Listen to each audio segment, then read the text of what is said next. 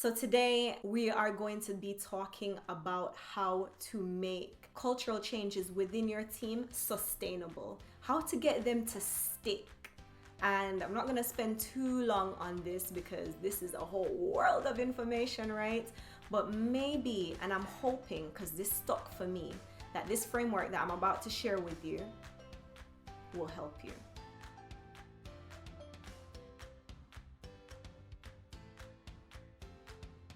Hey everyone, welcome to my channel. If it's the first time you're here, a warm welcome to you. If you are returning, welcome back. My name is Lowell and I'm a collaboration coach. I'm also a workshop facilitator and project manager. I help teams do the best work that they can do in the shortest amount of time possible. And on this channel, we talk about that. We talk about high-performing teams and everything you need to know to get your teams doing the best work that they can do. If you're liking this content, please like this video. And if you haven't already, please subscribe to this channel. I had a really good conversation with a friend of mine who is a developer, and we were talking about collaboration, and he was he was joking about coaching, saying that, oh yeah, you just get somebody to come in, give a PowerPoint presentation on what the team should do, and then they go off and bam, we end up back in the same result that we were in before, where things aren't working as they should. It's not the way to instill change in a team. I want to talk about a book that I constantly go back to. This book is called Atomic Habits by James Clear. And if you haven't read the book yet, I highly recommend it. It's an excellent read. It's one of those books that I keep going back to, and I know that I will always keep going back to it. One of the frameworks in the book that the author speaks about is how to make change stick. Those same principles work not only with individuals, but also with teams and organizations.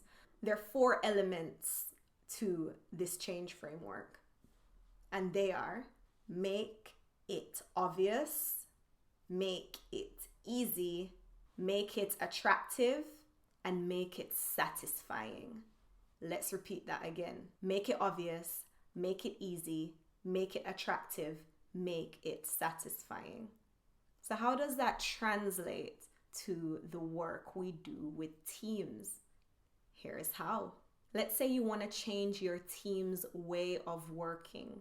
You want them to develop a more agile approach to how they work. You want them to be more transparent with how they work, and you want them to work quicker. We're doing this because these are the skills that will enable your team to perform to the standard that is necessary to thrive in a digital world. This is where all organizations are heading. And if you haven't started already, then we really need to be working towards this. Now, as you know, how I think is that we don't stick to one framework and say, okay, you need to be purely agile, because this is when we think about agility and when we think about how our teams work, we need to do what works for the team and then to expand slowly after that. Agility is on a spectrum. We need to understand where our team is at, where we want to go, and develop a pipeline for getting there, a roadmap for getting there. I digress. Back to the point. You want to change your team's way of working. Let's pick one thing within this. So let's say we want to ensure that they use the tools that we want them to use. They update the tools when we want them to be updated in the way that we want them to be updated. Okay, so we're just going to talk about tools here and updating the project management software so that it shows the work that's being done as it's being done and the organization has visibility of that. How do we get people to do this? Let's take the first thing, make it obvious. Making something obvious means that you put it in a place where it's easily seen. So think about how your team works and where they spend their time. Let's say you have an intranet and you have a page for your department. There is a lot of information that is always being updated on this page, and you know your team spends a lot of time there. They check this first every day. That's where you want the plan to be, the project plan that needs to be updated. You want it to be there and visible to the team It needs to be in an obvious location that they automatically see it when they log on, when they come into the office. However you work, you need to make it obvious for your team. Put it in a space where they see it. It's like wanting to eat more vegetables, but the vegetables are in the back of the fridge with all of the junk in front of the veg. You are not going to eat the veg. You're going to take what you see first. So visibility is important. Make it obvious. Keep it in a place where people can see. The next thing is to make it easy. The reason why I laugh is because I love this one.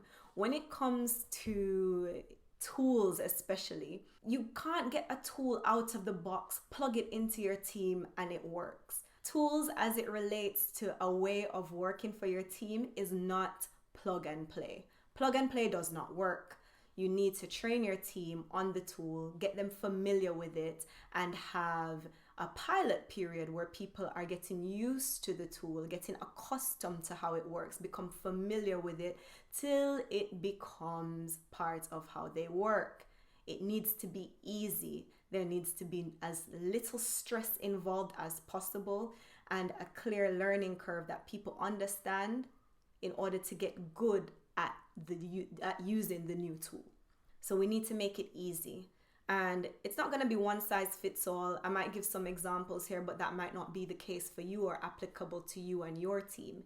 You need to really look at what you're trying to put in place, what you're trying to change, and think, how do we make this as easy as possible for them? The next thing is making it attractive. So when we think about making things attractive, we are thinking about what will cause that dopamine kick, what will get serotonin levels high, what will make people excited and feel like, wow, I really want to do that thing right there because it looks good to do. It looks great. I am attracted to doing it and I want to get it done. How do we make that happen for a team? Rewards, right? Rewards is a good way to look at this. So rewards can come in many forms. It can either be a good way is a leaderboard. If you have the capability to set up some sort of dashboard where we can see how many times somebody is logging into the tool and how often they're using it, and we give praise or rewards for the behavior that we want to see, then that's very attractive to somebody. That's attractive to anyone. They know that if I do that, then the result is going to be pleasing to me. And so it encourages them to do it because it's an attractive prospect to have acknowledgement. It's an attractive prospect to get a prize. The final aspect is, how do we make it satisfying? How do we make using the tool so that when people actually use it, they get that, feeling of satisfaction. They love what they just did and makes them want to do it again. We are trying to get people to repeat a behavior, and this is why we need to make it satisfying. So think about how we can do that. Again, it ties closely to the attraction concept. If we know that that person is going to get praises for that, if we know that we're going to get praises for doing the behavior, then it makes us want to go ahead and do that behavior. Once you do the behavior, you need to deliver on that attraction promise or the promise from the attraction phase. So you give that praise, you give that recognition. And even for those who may not lead at the top of the leaderboard, how do we make it satisfying for them as well? For the people who don't rank on top but who are trying and doing the work, how do we make it satisfying for them too?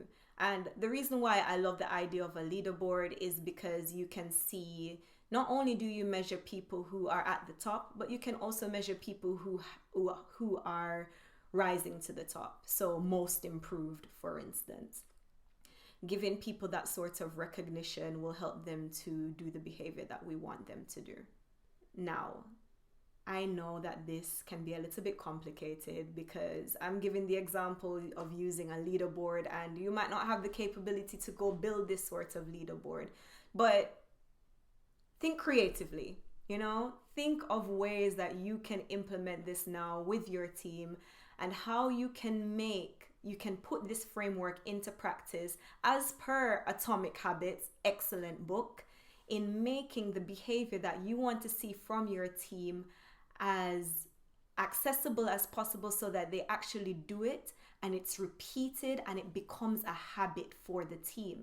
This is how continuous development happens and how continuous improvement is embedded into the team. This is how you embed an agile culture. You make it repeatable as possible. And to do that, this framework works. So, how do we make it obvious?